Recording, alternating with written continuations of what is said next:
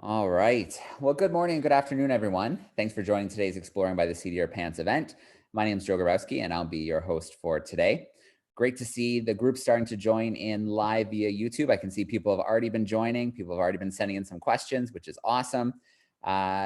Don't forget to use the chat sidebar. If this is your first time, it's on the right.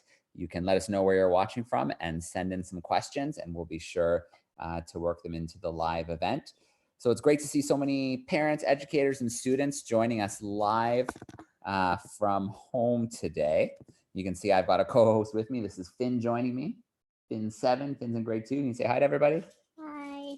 All right, Finn's pretty excited to see the sloths today. So before I introduce Peter and the Toucan Rescue Ranch, there's one more thing I want to introduce today, is that we have a Slido room open today.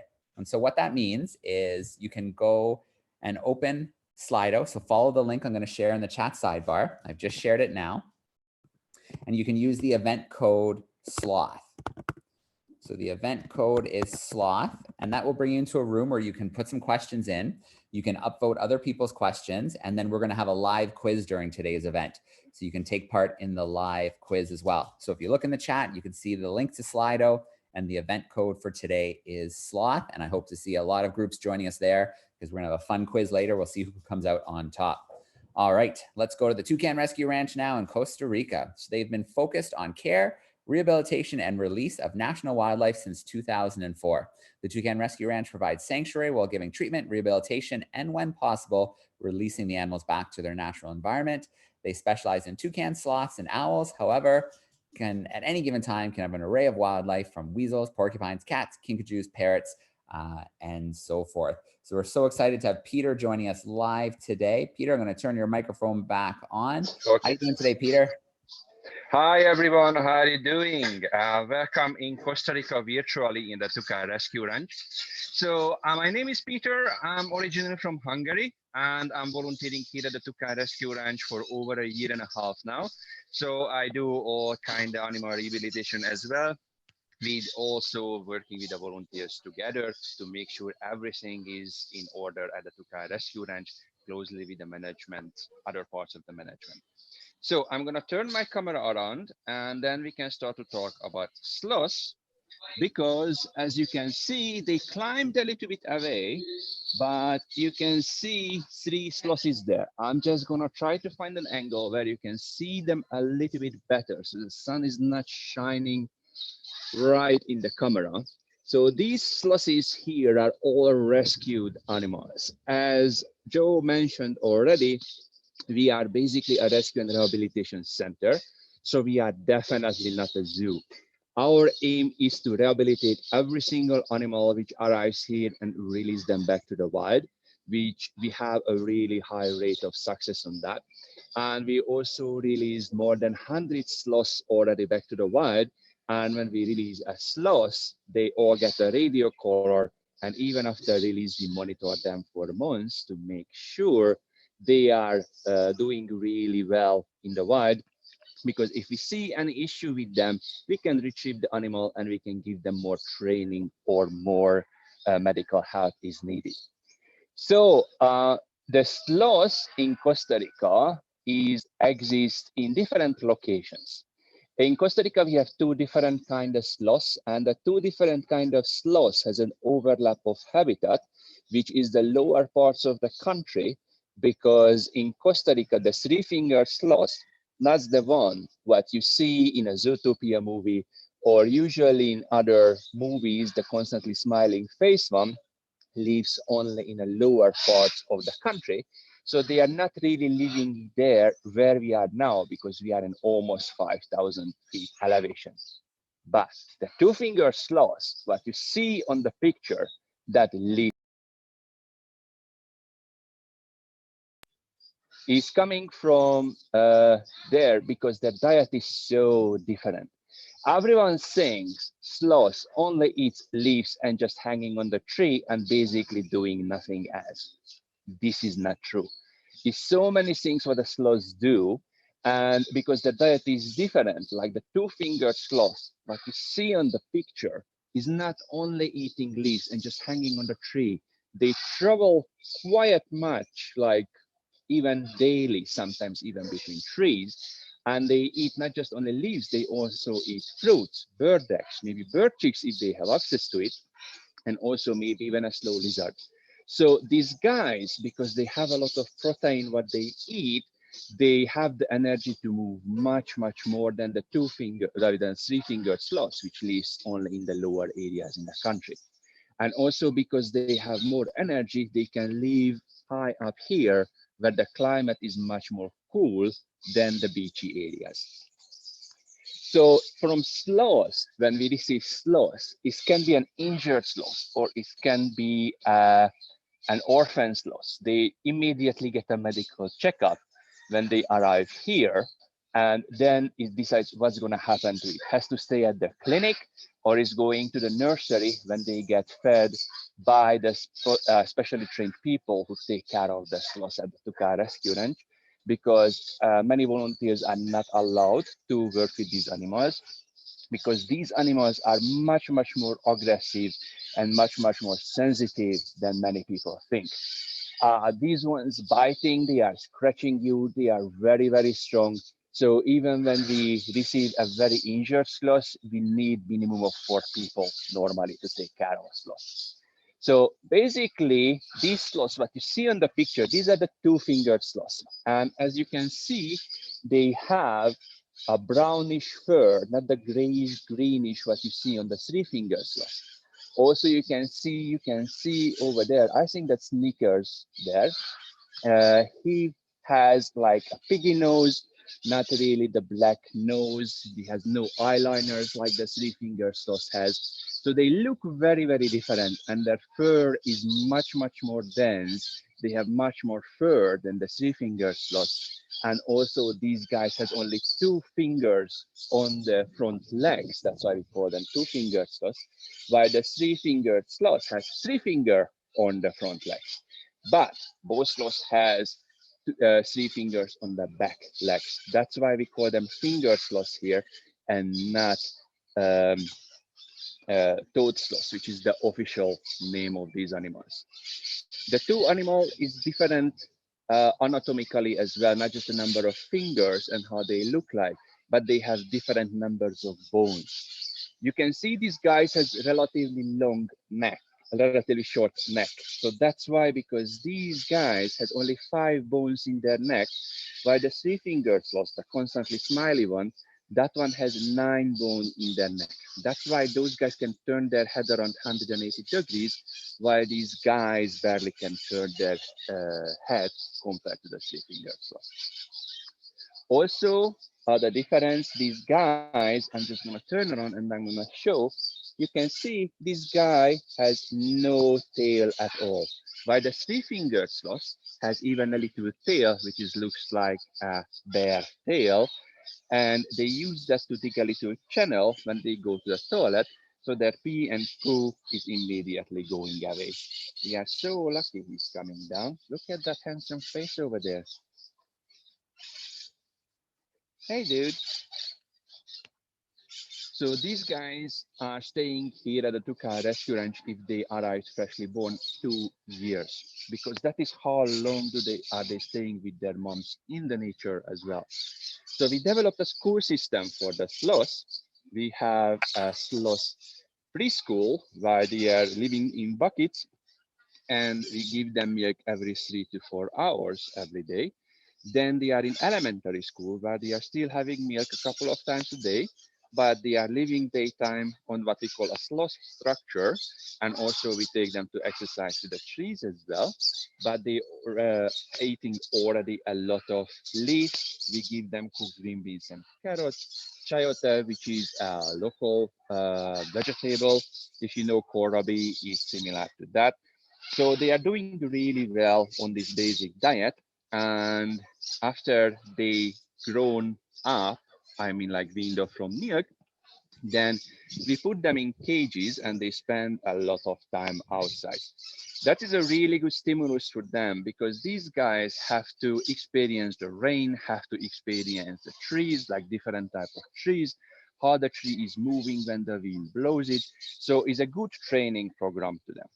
Roughly when they are a year and a half old, then they are going to a release site, which is in Zarapiquí, that's on the Caribbean slopes of Costa Rica, which is a very warm climate there. And there they are in huge cages where we have even proper trees in the cage. And when they are roughly 2 years old, they get their radio color. And after that, we open a part of the cage where the sloth can go in and out naturally. And that is what we considered their release. And we start our monitoring time with them to make sure they are healthy and they are doing well in the wild. They are not getting injured. They don't have any health issues. So basically, that is how we release a sloth. Our sloth release success rate is 99, 98%, so it's super high. We could release even sloths which we had to amputate a leg, because as you can see how they move, the core strength in their body is in their belly area.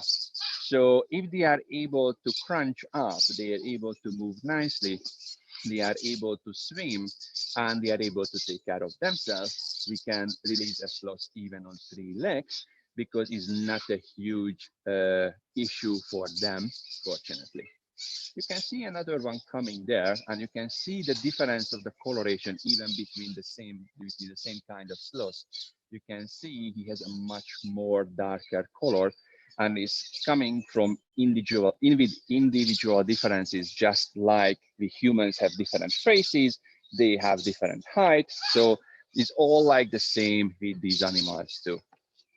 Also, sometimes we receive sloths which are coming originally from the really, really high elevation here in Costa Rica. And usually those ones have even a little bit denser fur and longer fur. They look like more like bear-ish many times. And interesting to say bear, because if you translate their name from Spanish, it is also perezoso, it means like lazy bear, even though these animals are not related to bears at all. These guys are related to anteaters and armadillos. So they are really, really far from any of their evolutionary relatives. So it's very interesting how they develop these animals, how they got specialized hanging on the trees, and how they developed the appetite. The 3-fingered sloth is just for leaves, while the other sloth, the 2-fingered one, what you see there, is an omnivore animal, which means everything eater. If you see, you can see really well on that sloth how their fur is growing. If you see, usually like our fur, like our hair on our arms, if you look at it, it always grows towards to our hand. But you see, these guys' fur grows on a different way. It grows on the opposite direction. And that's why, because these guys are hanging on the trees and they have to repel at least some of the rain which is falling on them in the rainforest. So that is how they developed a raincoat, more or less, to them. You can see how cleverly they can move on those 4 legs, and you can see how they grab on the branches. And that's dangerous for humans when we have to handle them, because you can see those claws are super sharp, super pointy. They can even puncture through your clothes, your skin. If an adult sloth grabs your finger, it can even break your finger. So that's why you have to be very, very careful with these animals. Also, these guys, I'm sorry, a pigeon just made a little mess on my foam. So you can see these guys are not too masculine guys, interestingly. They don't have too much muscles.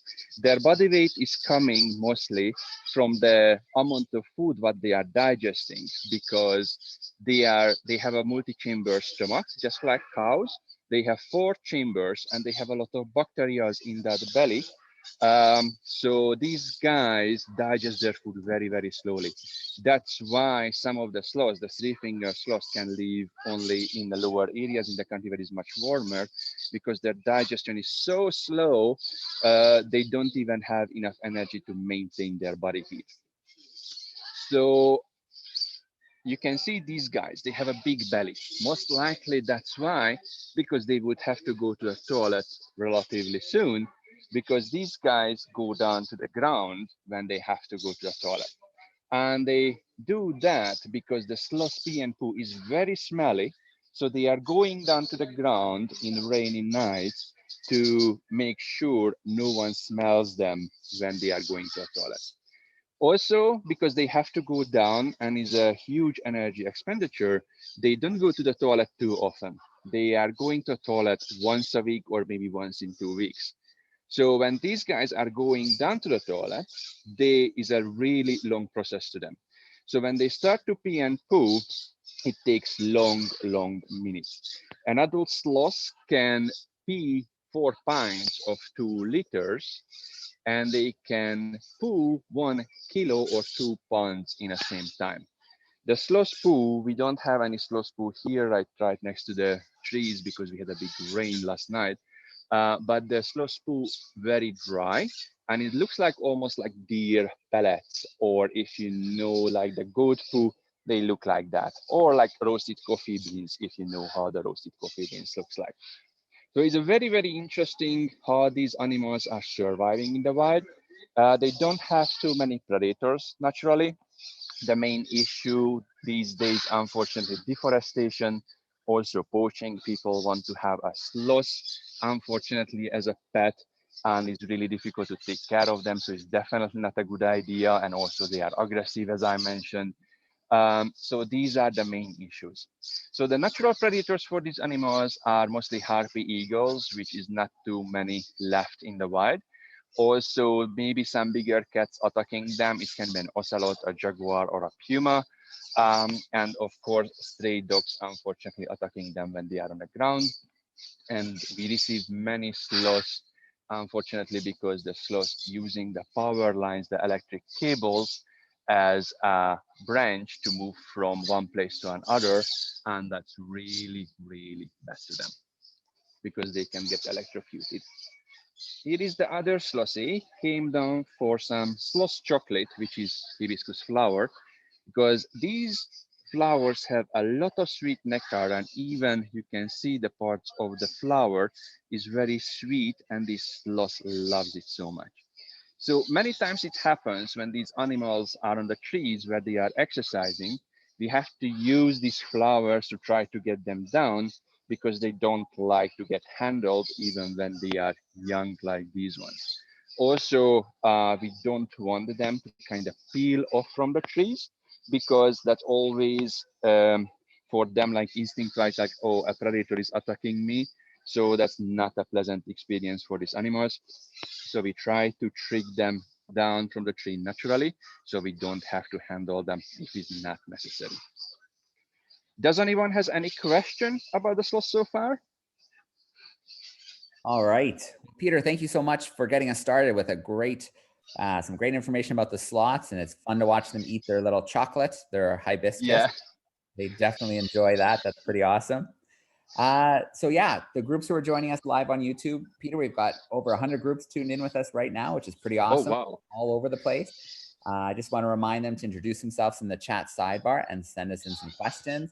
And also to remind everybody again that we will be having a quiz soon via Slido. So I'll post that information in the chat one more time for everybody to see. I just posted that there.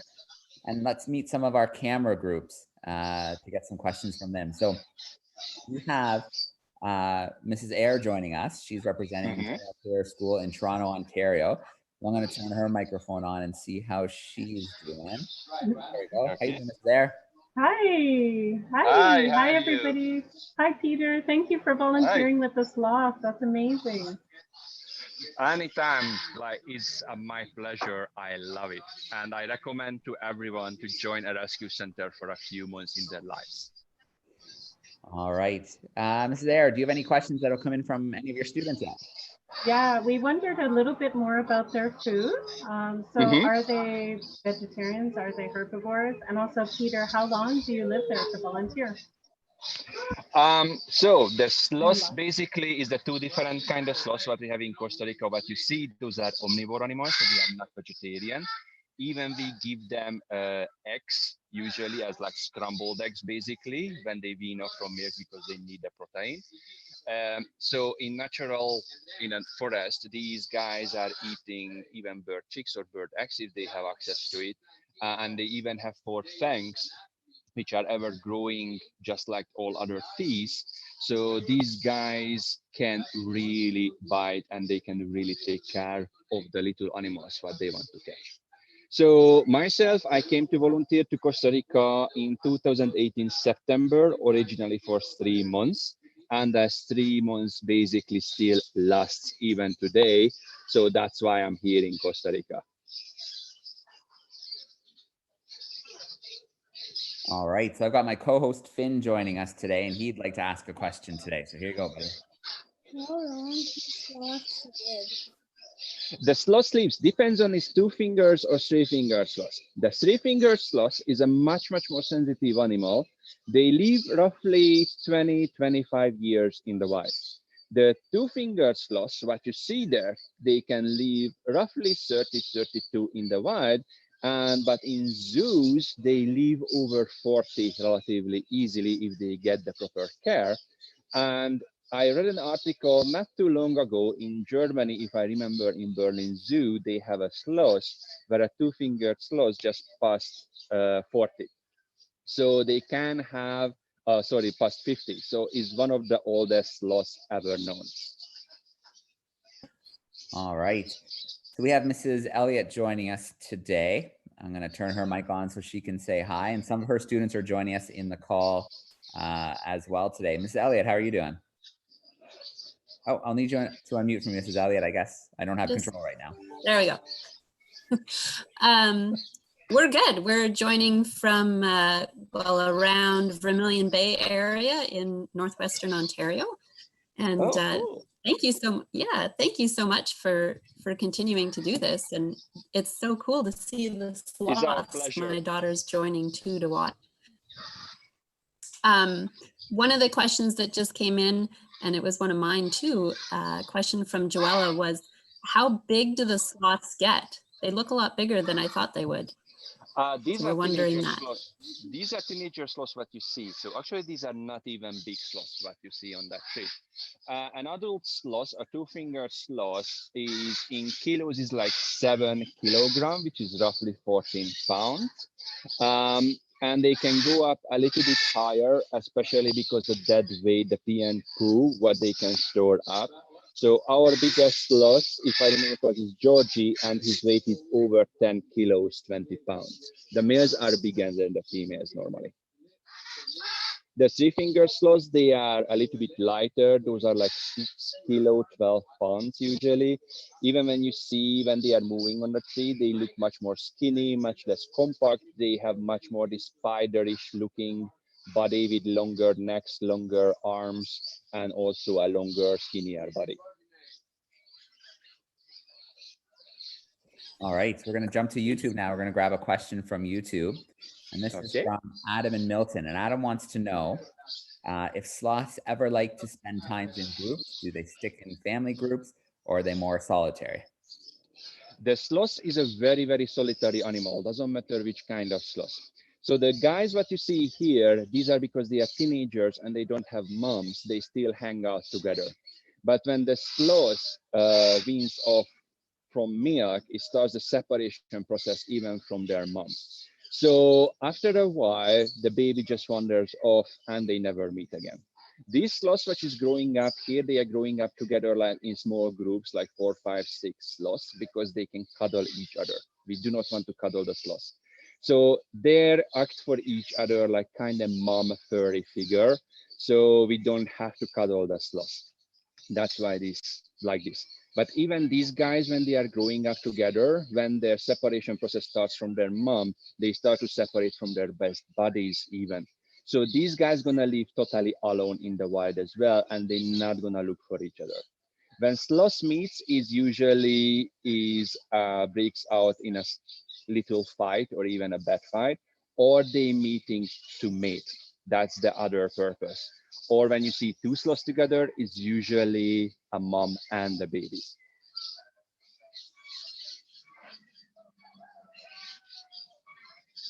All right, so I do see we have a few students who have joined us in the call. If you do have a question, You can click the participants button at the bottom of your screen.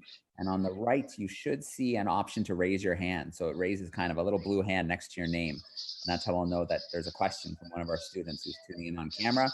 And while we wait to see if another one comes in, I'm going to jump over to Mrs. Kemp. We have Mrs. Kemp joining us today. I'll let her say hi and introduce herself.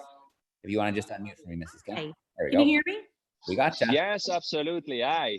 Hi, I'm from Alabama, from the Birmingham area, from the southern United States. So we are loving this. I said that some of my students are joining on YouTube. The sloths are so cute. So a couple of questions. One is, are those all the sloths you have at the rescue, or do you have more? Say again? Do you have more sloths at the rescue than these, or are these the only ones there at this time? We take care these days over 30 sloths these days. They are in different age groups in different parts of the property, and those ones which are still have to get fed like every 3 to 4 hours, those are living in buckets, and they are with that person who is nursing them like every 3 to 4 hours. And we use syringes actually, like back to the baby feeding, we have to use syringes to feed those baby sloths, because the sloths cannot really suckle. They don't drink in nature, so they don't have a strong suckling kind of thing what they can do with their moms. So the mom usually releasing the milk voluntarily, and that is how they get their milk. So we have to use syringes to feed these animals. We put called a miracle nipple on the tip of the syringe. So we can inject the milk basically in the sloth's mouth, but you have to have a very, very steady hand to do that, because if you push too much milk in their mouth, they're gonna inhale the milk and they're gonna get chest infection. If you don't do it fast enough, they're gonna stop eating, which is not good either. So that's why only 3 people are allowed to feed these baby sloths here at the Toucan Rescue Ranch, and they have to spend most of the time in buckets close to their carers.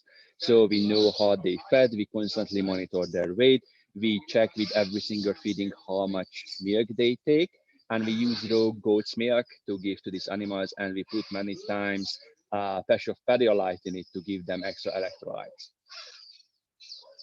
All right, so we're going to come back to our camera groups in a moment. Peter, how about we move and see some of the other animals? Okay, cool. Yeah, I'm gonna move in the meantime. I'm gonna move to the Macaws first, okay? So as you make your way over there, Peter, Mr. Prezio in, let me just double check so I get it right, in Thunder Bay, Ontario, was wondering if the sloths make any vocalizations. They do vocalize. When the babies are crying for their moms, or they are hungry, or they have a belly ache, or any other things, they vocalize like lumps. They like meh, meh. This is the noise what they make. The 2-finger sloths. The 3-finger sloth babies are making an almost ultrasonic whistle. So it's a totally different way of communicating. And the 2-finger sloths, also when they are aggressive, they can growl and hiss. So it's like growling like a Rottweiler and hissing like a cat in the same time. When the female calling the males to mate, those guys, that girls, I mean, they make a very long whistle, which can hurt for miles. So that is how they attract the males to mate. So, and when the guys are traveling towards the girls, it's very interesting, because in some places there is a lot of water between them, the sloths actually swimming between trees. Sloths are really good swimmers, like so many people don't know that. So those are their vocalizations. The 3-finger sloths, even when they are adults, they still have this ultrasonic kind of noise. You can hear it very vaguely with your human ears, but it's not common to hear them at all, I have to say. All right, awesome. So who do we have here, Peter? We have some scarlet macaws here. Unfortunately, we have a lot of scarlet macaws, and we have a lot of Amazon parrots. I'm going to show you in a couple of minutes. These birds have to be kept here because they were all pets, and they don't fly properly. They speak many times, which also deadly for them in the wild, because the wild parrot's going to recognize them as ill parrots. So these guys, that's why, are not possible to get released. These guys in Costa Rica, they are living in a lower areas. In Costa Rica, if you are going to the Pacific or the Caribbean coast, you can see them relatively often without any major issue. And you can hear they can be pretty vocal as well. Not just like speaking, they have a really, really loud noise. And is another unfortunate situation for us with these animals to get them, because these guys, especially the Macaws, can live over 100 years. So we never know how old is the animal which arrives, and we have to keep them basically forever. When Leslie and Hoare had the founders started to take in toucans, they started to take in a little bit later parrots as well, and Macaws. And I'm going to show you later on one of the first parrots that we had here. She's over 40 now, and now she has 2 boyfriends. So at least the animals here have a good life, even though you can see some of them have some feather issues, but we give them a very complex diet. I'm going to show you their food. They are already finished their breakfast, more or less. You can see is banana, mango. They don't have papaya today, many different kind of seeds to make sure they are healthy and they get all the nutrition what they need. The only thing what we don't do here with the macaws, because we don't give them poisonous plants, and they don't really eat nuts here, what they would eat in nature, and many nutshells can be a little bit poisonous. So these animals, many times they eat clay in nature. And that's why, because that cleanses their belly, it makes good things for them. We don't have clay here, and also we don't give them those poisonous materials, so we don't have to supply them with clay. All right, I'm going to take a quick look at YouTube and see if any questions have come in about the macaws. There is a question here from Erica, and Erica's wondering, how long does it take to be trained to become a volunteer at the rescue ranch? It doesn't take much to become a volunteer. You have to be above 18, you have to have an international medical insurance, and we have to make sure you had a tetanus shot in the last 10 years, which is still valid then. And you have to commit with us for 4 weeks, basically. Those are the requirements to become a volunteer here. So if you are above 18 and you love animals and you had a tetanus shot and you have an insurance, you can you can do your applications through our homepage at toucanrescueranch.org, and I'll get back to you as a volunteer coordinator. And from then we can take off your volunteering. All right. And Peter, is this one of the Amazon parrots? Yes, exactly. I'm going to go in the cage. Hopefully they won't attack me like the last time. So you can see this is a red Lord Amazon parrot over there. We have plenty of these birds, and you can see it's going for a little snack. Over here, you can see a red Lord Amazon parrot, and right next to on the left is a yellow-napped Amazon parrot. I don't know how much you can see the yellow, but over there is another yellow-napped Amazon parrot. So I try to show you why it's for yellow-napped Amazon parrot, because they have a yellow patch on the back of their head. These birds are super common pets, unfortunately, because they are very intelligent. Their intelligence level is matching a roughly 3-year-old kid. So that's why they learn relatively easily to speak, and that's why they are very, very social animals. These guys are not having a good time if you keep it as a pet and you just leave it alone in the cage. They're gonna be depressed, they're gonna pull out their feathers, they're gonna have many, many issues, and they won't be nice pets. Also, these guys can live up to 90 years very easily. And you can see on that parrot's eyes, when it's moving around, you can see those orangey red flashes in the eyes. I don't know how much is visible through the camera. Oops, it's not really willing to think. It's like when you can see how their pupil moves. Our pupil, like a human pupil, usually moves because of the different light conditions. These guys, they can extend and narrow their pupil so they can use their eyes like to observe more things. And when they do this, it really shows interest, like what you are doing. They are interested in you. So it's really nice to communicate with these animals, but is not the best for those ones which have been just captured, and they start to get used to the humans, because then we cannot release these animals, unfortunately. All right. Well, Peter, I know we have to move to see the toucan shortly, so Yeah. I'm going to start the quiz. We have a little quiz ready Okay. for the students who are tuning in live. You can join via the Slido room. So I'm going to post the link one more time in the chat. So you should see it there, the link to Slido. The event code is Sloth, and I can see students have already entered and joined for the quiz. We have 10 so far. So I'm going to give another minute. Oh, I can see more joining. Excellent. We'll join the quiz, and we're going to start in just one moment. Peter, as you make your way to the toucans, can you tell us a little bit about where the funding for the ranch comes from, the Toucan Ranch? Is our main funding is coming actually from the people who come and participate in an educational lesson, which is basically a tour at the Toucan Rescue Ranch, which is 2.5 hours, depends on which tour. And you spend that time with a guide here, and you learn a lot about many, many different animals here. Also, we have a few sponsorships, which are bringing us some money, but it's definitely not enough to cover our expenditure here, because to feed roughly 300 animals plus to pay some of the stuff is not an easy job. And unfortunately, in this COVID virus thing, we are getting really low on money, but in the same time, we are getting more and more animals, because as people lost their jobs, they turn to poaching and they try to sell the animals.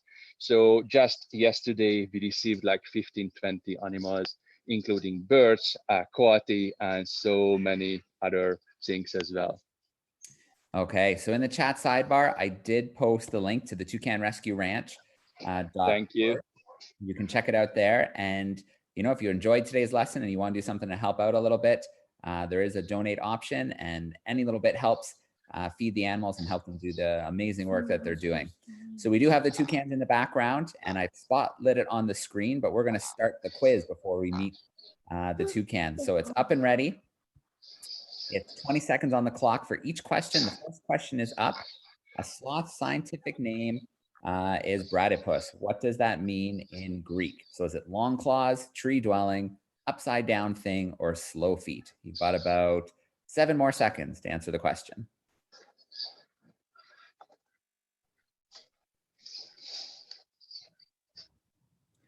All right, so only one person got it right. 17% said slow feet. Most thought it was long claws. All right, we're going to slide over to the next question now. And this question here is about an ancestor. There was an ancestor called the giant ground sloth. How big were they? Were they the size of an elephant, the size of a human, the size of a cow, or the size of a gorilla? So let's see what the answers are.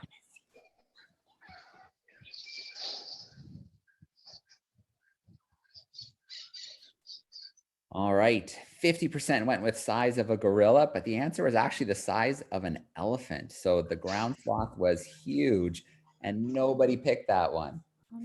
All right, let's slide to our next question. This question is about the main reason sloths come to the ground. Is it to find a mate, to find water, to give birth, or to go to the bathroom? Let's see how we do on this one.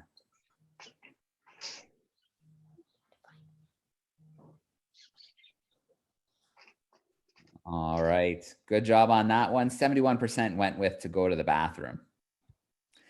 All right, next question. How long can it take for a sloth to digest a single meal? A week, 6 hours, up to a month, or 15 minutes? We've got about 12 seconds left for that one.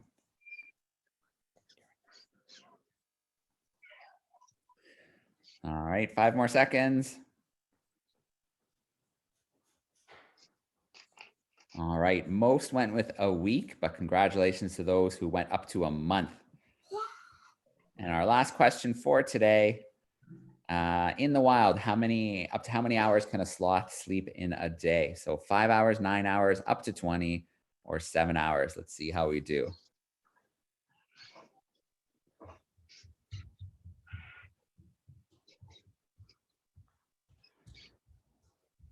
All right, time is up. Good job. 80% went with up to 20 hours.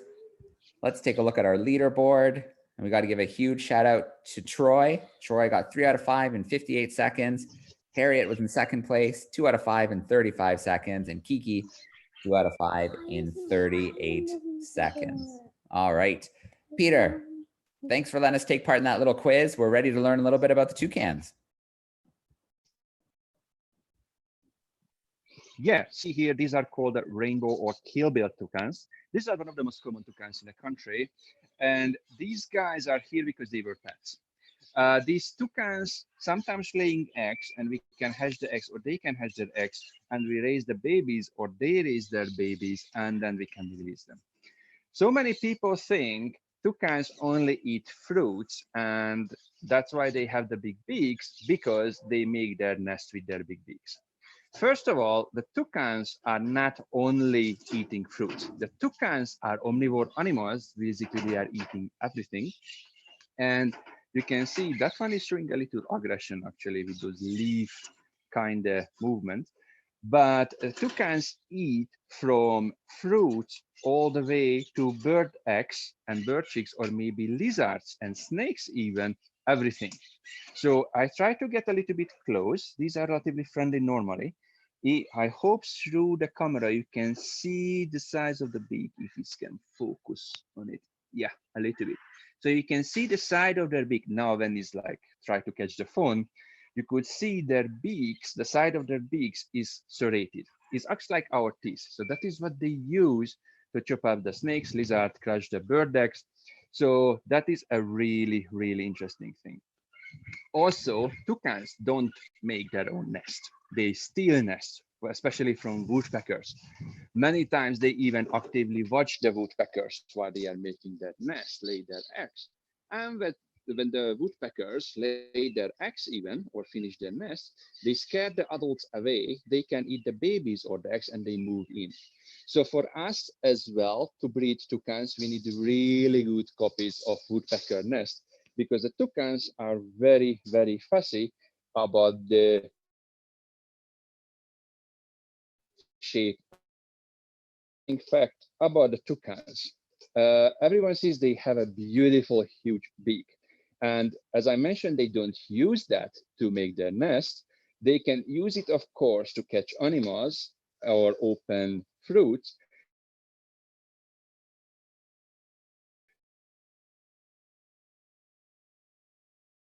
Nerves in their beak, and they can divert the blood towards their beak, which allows them to release heat, or in early mornings when it's relatively cold,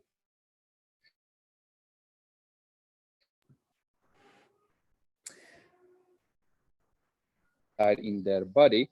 So at cold mornings, they are not getting very cold. If they are a very, very cold morning here, which is, I know just in Celsius, I'm not really good at Fahrenheit, sorry. So which is roughly 14, 15 Celsius degrees. Though that time, many times we see at early morning, they put their beak under their wing to keep themselves warm. So also one more thing, for the toucans, to keep a toucan is a very difficult job, because they need special diet. It's not just because they need so many different kind of fruits, they need the protein supply. Also, we have to make sure they don't get too much iron in their food, because these animals can store up the excess amount of iron on their liver and in their eyes. And with excess amount of iron, we can iron poison them. So here we always have to get a very special supplement, which is made for low iron diet. It contains a lot of protein and extra vitamins, but super low on iron. All right, Peter, let's grab a few more questions before we wrap up today. So I'm going to visit Mrs. Tina and see if she has any questions from her students in Toronto. Hi, we wondered, Peter, it's so sad that so many animals are taken from their wild home as pets. And then you said even just yesterday, 20 were brought to the sanctuary. Do you have a limit at the sanctuary, or can you just keep on taking animals?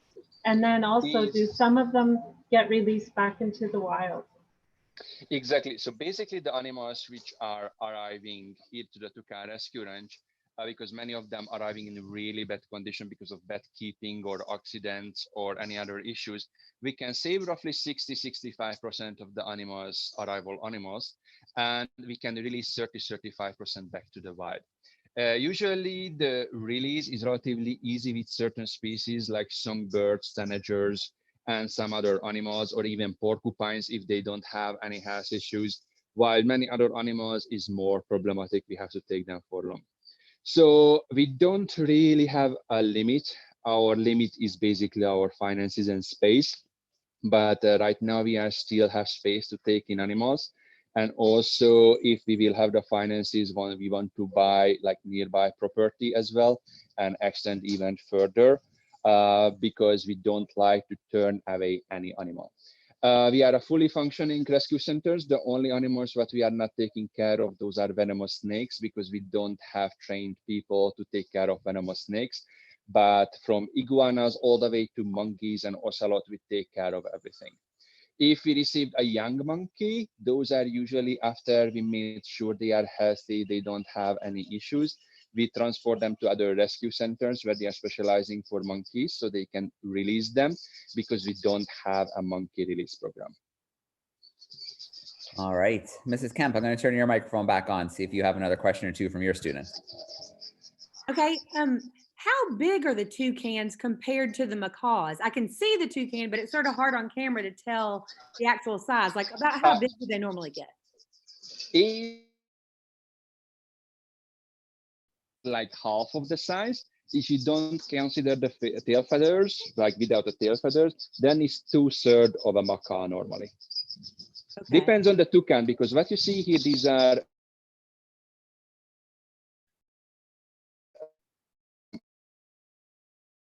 arasaris, which are part of the toucan family too, but they are way smaller. They are like size of a big blackbird or something like that.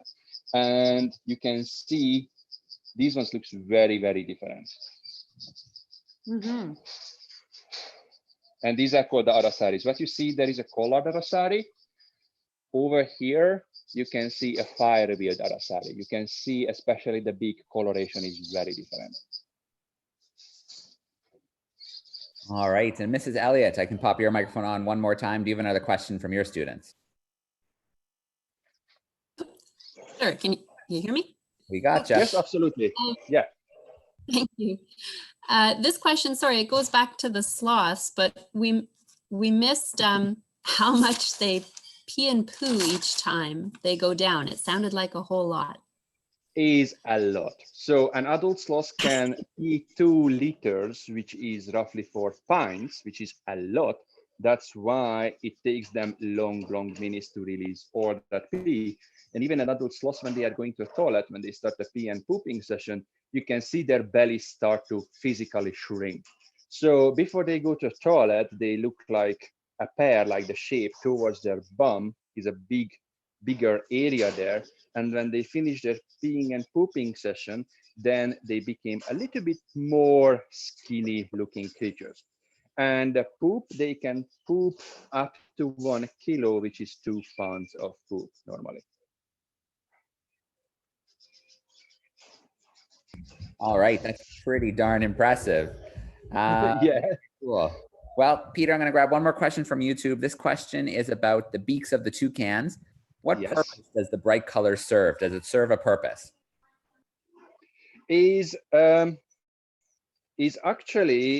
Doesn't really, like the coloration shows much purpose. Is the main purpose to show the animal is healthy. When these animals arrive here after malnourishment or any other issue, their colors are very faded, especially on the beak. Even though the feathers can be relatively still colorful, but their beak then really faded. Is more became like a kind of bluish color, not really orange, yellow, and dark red on the tip. And even then, right now you can see some blue, but that's a natural coloration of the beak. All right, so a good indicator of the health of the bird. Level indicator. All right, Hey. There we go, a nice close-up. Well, first of all, I want to give a huge shout out to everybody who joined on YouTube today. Thank you for joining us live today. Thanks for doing some learning from home, and thanks for sending in the amazing questions.